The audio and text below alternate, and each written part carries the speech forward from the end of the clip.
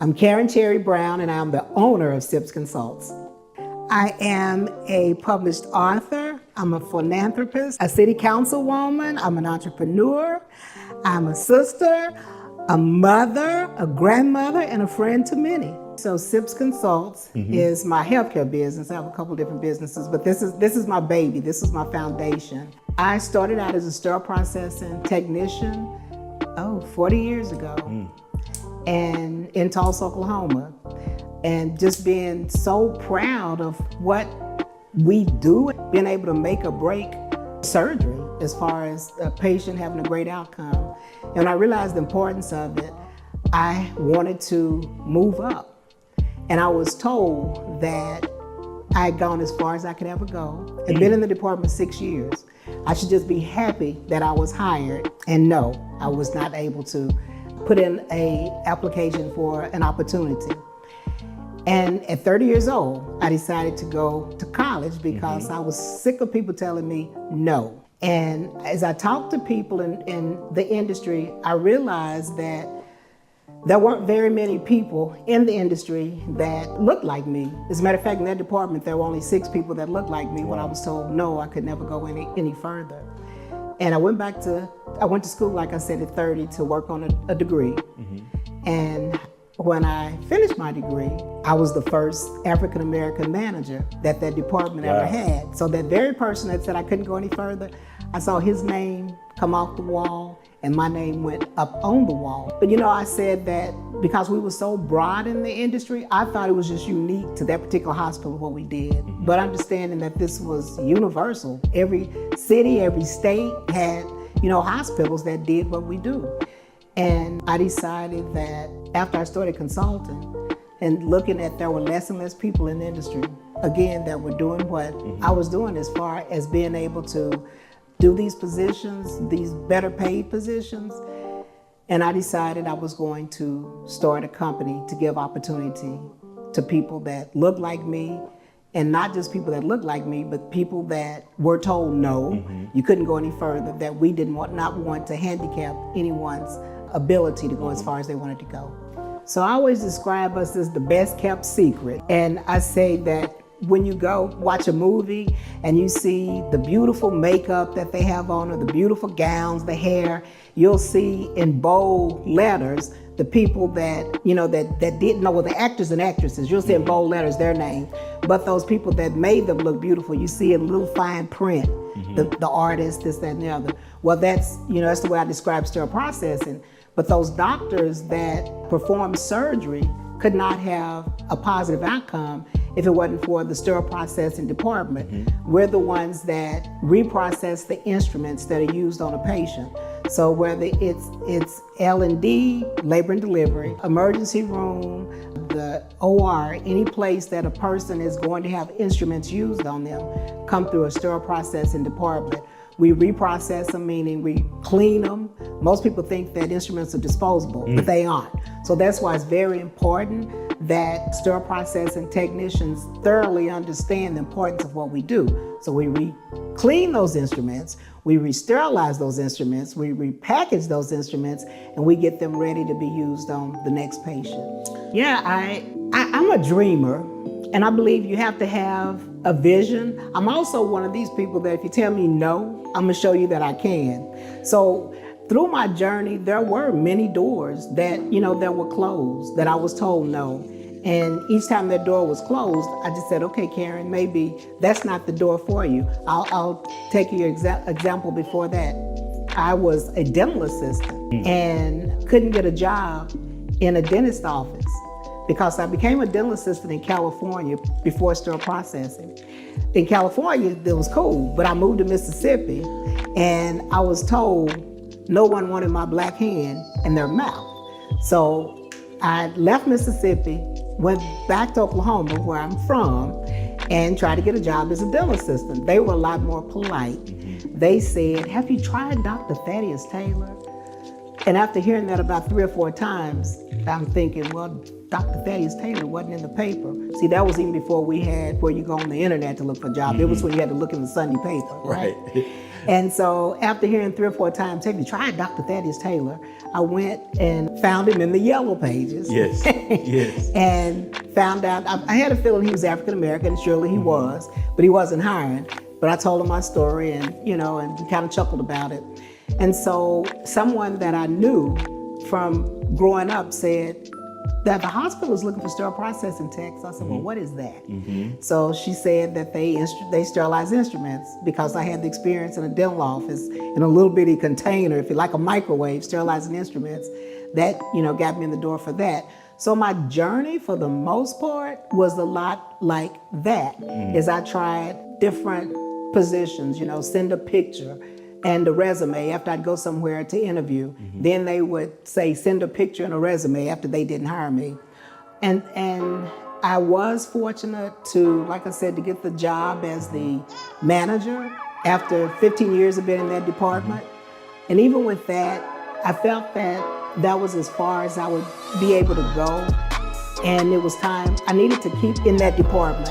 And I'm one that loves to give other people the opportunity. I believe in when you achieve something, you reach back for someone else to pull them up. And so I mentored a couple of people that reported to me in that department. I said, but it's time for me to move on to my next journey, which led me into consulting. The consultant role was good. Again, it was probably 2 or 3 people in that company that looked like me. And then, like I said, I opened the door to start my company to be able to hire other people. And even with that, once I started the company, still more. I had a picture of me on my webpage. I looked at web pages, and when it would say about us, you would see pictures of the photos of the group, right? Yeah. So I went in and I would interview. I was the Boston TV star. I had 3 business cards. One said project manager, one said consultant, and one said that I owned the company.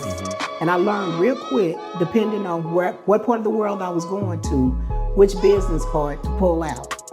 And I remember, now this was in California. I went to California to a big place, and I won't name the name of the place.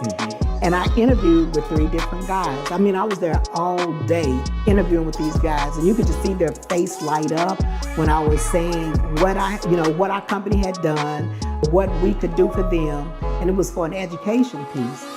They told me, they said, money is no object. We want you. They said, when you let your company know that, but we want you to be the one to come in here. And I was saying to myself, well, that's who you're gonna get, because I am the salesperson. I'm the Boston TV star. One of them Googled the company, and an article I wrote popped up, and it said I was the president owner of the company. All of a sudden, they didn't have the money in the budget, couldn't use it. And it was, just stories like that. And like I said, I immediately removed anything that would tie me as the owner to the company, because it was more important for me to be able to create opportunities than someone to see my face as the owner. I knew I was the owner. I didn't start the company to be recognized as an owner, but to create, opportunities. And so there were a few struggles like that. I remember one hospital, this was probably 2012, that had brought us in, and this was a $13 million, contract, and it was initially for 3 years. So they said that they would pay us a bonus of $250,000 each year that we met our deliverables. So I told them, I said, I'm going to sign this to say that I'll take the $250 if, to reach to be able to complete our achievables. And I said, but you should never offer someone money to achieve something that you're already paying them money to do. And I found out the next year, when we got that $250,000 bonus, that we were a joke. They had to hire a minority company. So it was a bet that they took that we wouldn't even last a year. Wow. So I had befriended the person that was in charge, and he told me that. So that would have been 2013 when that story was actually told to me. Donella Payne, which is a rock star, started with me from the beginning. Actually, Donnie, which is the CEO now, I had reached out to when I first started the company, with her being much younger, and I said, do you know anyone that does websites? And she said, well, I can do a website for you. And I was like, you can do a website? She said, yeah, I can Google it. And I was like, Google? And so Donnie, I actually said to Donnie, how much would it take for you to come on board to be a part of the company? Because I don't want, that was back when they started, everything started to be automated. Where I was used to talking to people, I called the bank, somebody answered the phone. Now it's, press one, press two. And I didn't want people to call SIPS and not be able to talk to someone. So Donnie came on board, and I say that, I want to say this story because Donnie probably won't never tell this story.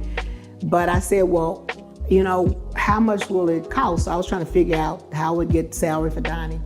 And she told me what her bills came to. And she said, if you can just pay my bills, period. Now, who does that? And so that was just a load lifted off of me to be able to say, I can have someone while I'm out in the field, someone that's gonna be there for, my clients or any employees that I have. And so when it came time, so Donnie, like I said, was from the beginning. I grew, Donnie grew. Donnie grew, I grew. We grew together. And so when it came time to let go, it was easy for me. I think my biggest fear, it wasn't for letting go to go into retirement, but that I didn't want Donnie overwhelmed, overburdened. She had built a great team, but Donnie's one of those, like I say, she's a rock star. And that was the only fear I had of Donnie being overwhelmed. But I sleep good at night, I get to travel. We're thriving, so yeah.